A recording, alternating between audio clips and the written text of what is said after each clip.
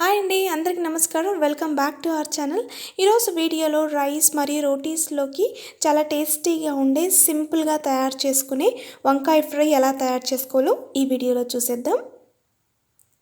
ముందుగా మనము ఈ రెసిపీని తయారు చేసుకోవడానికి చూడండి, నేను ఇక్కడ వంకాయల్ని పొడవుగా కట్ చేసుకుని వాటర్లోకి కొద్దిగా ఉప్పు వేసుకుని ఇలా మనము పక్కన పెట్టుకోవాలి. సో దీనివల్ల రంగు మారకుండా ఉంటాయి వంకాయ ముక్కలు అనేవి.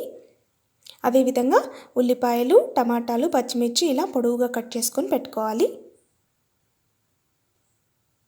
ఇప్పుడు ఇంకొక మిక్సీ జార్ తీసుకొని అందులో కొద్దిగా పల్లీలు వేసుకొని వాటిని కోర్స్ పౌడర్ లాగా మనము మిక్సీ పట్టుకొని ఆ పౌడర్ని సిద్ధం చేసుకోవాలి.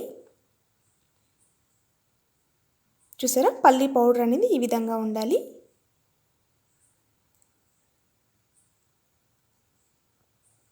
ఇప్పుడు మనము కడాయి పెట్టుకొని అందులో ఇక్కడ నేను 2 స్పూన్ల దాకా ఆయిల్ని యాడ్ చేస్తున్నాను.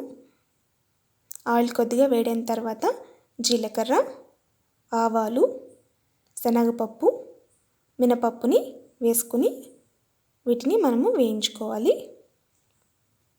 ఈ పోపు దినుసులన్నీ వేగిన తర్వాత కట్ చేసి పెట్టుకున్న ఉల్లిపాయలు, అదేవిధంగా పచ్చిమిర్చి, కరివేపాకును కూడా యాడ్ చేసుకోవాలి. వేసుకుని మనము వీటిని కలుపుకోవాలి ఒకసారి. ఇవి బాగా కలుపుకున్న తర్వాత ఇందులోకి అల్లం వెల్లిగడ్డ పేస్ట్ వేసుకోవాలి. తర్వాత మనము కట్ చేసి పెట్టుకున్న వంకాయల్ని ఉప్పు వాటర్లో నానబెట్టుకున్నాం కదా, ఆ వంకాయ ముక్కల్ని ఇందులోకి యాడ్ చేసుకొని బాగా ఒకసారి అంతా మిక్స్ చేసుకొని మనము వంకాయల్ని మెత్తగా అయ్యేంత వరకు ఉడికించుకోవాలి. ఇప్పుడు చూడండి, వంకాయల్లోకి మనము రుచికి సరిపడినంత ఉప్పు, అదేవిధంగా ఒక 1/2 స్పూన్ దాకా పసుపుని యాడ్ చేసుకొని బాగా మిక్స్ చేసుకోవాలి. ఇలా మిక్స్ చేసుకున్న తర్వాత మూత పెట్టుకొని మనము వంకాయలు మెత్తగా అయ్యేంత వరకు ఉడికించుకోవాలి. మధ్య మధ్యలో మనము మూత తీసుకుని కలుపుకుంటూ అడుగు మాడకుండా మనము వంకాయల్ని ఉడికించాలి. వంకాయలు ఒక 60% ఉడికిన తర్వాత అందులోకి మనం కట్ చేసి పెట్టుకున్న టమాటాను కూడా యాడ్ చేసుకొని రెండు బాగా మెత్తపడేంత వరకు మూత పెట్టుకొని ఉడికించుకుందాం. మధ్య మధ్యలో మనము మూత తీసి అడుగు అంటకుండా మనము వీటిని కుక్ చేసుకోవాలి. ఇప్పుడు టమాటా మరియు వంకాయ మెత్తపడ్డాయి. ఇందులోకి ఇప్పుడు కారం పొడి, అదేవిధంగా మనము మిక్సీ పట్టుకున్న పల్లి పొడిని కూడా యాడ్ చేసుకోవాలి.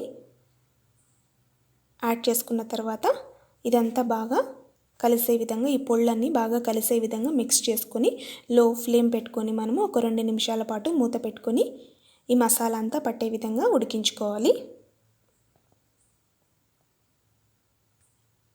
ఇప్పుడు చివరగా మనము కొద్దిగా కొత్తిమీరని యాడ్ చేసుకొని మిక్స్ చేసుకోవాలి.